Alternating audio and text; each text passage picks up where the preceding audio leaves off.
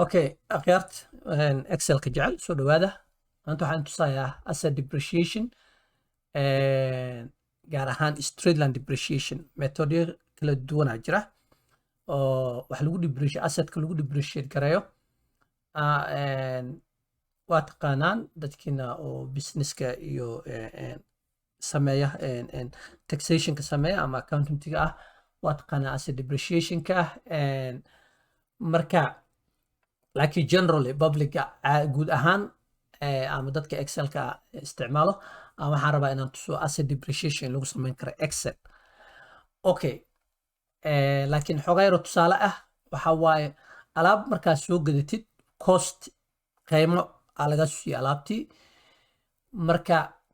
alaabtiina waa alaaba business soo gadatay ku adeeganaysa tusaale ahaan maqaayad leedahay waxa soo gadatay alaabta wax lagu kariyo waxa soo gadatay alaabta shaaha lagu maaragtay lagu sameeyo waxa soo gadatay alaabta cuntada lagu kulay waxaas oo dhan kaba soo qaad waxay qiimaheeda ka soo bixisay total 15500. Okay, markii alaabtaas qiime waxa lagu dhahay 10 sano isticmaalay 10 sano waa alaabtaas waa bes waay laakiin waxaa haddana la estimate gareeyay 10 sano ka bacdi haddii aad gadid salvage ahaan u gadi 800 inay kaaga soo noqonayso kaashi. Marka alaabtan waxaa rabtaa inaa expense u bedishid macnii that's the depreciation method ka dhan lagu sheegay alaabtii aad ku shaqaysanaysay expense ahaan u bedelaysaa ama u claim garaynaysaa taxation ahaan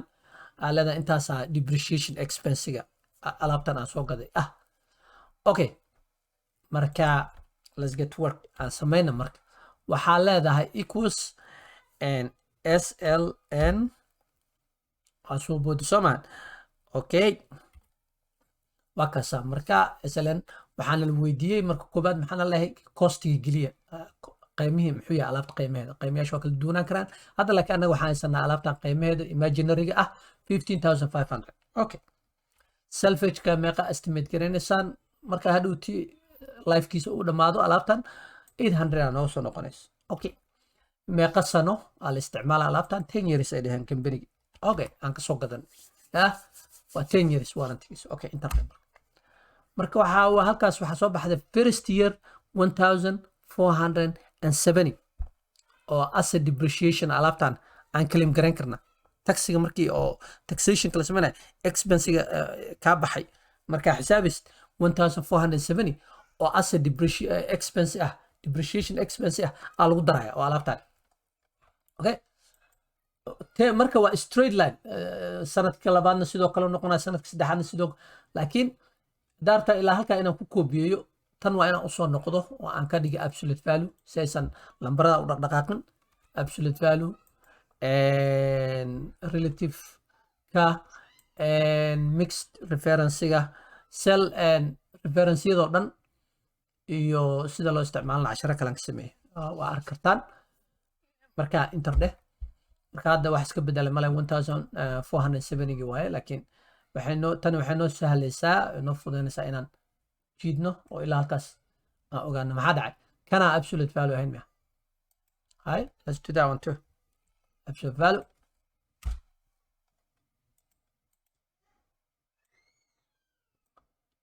Okay, waa kaa marka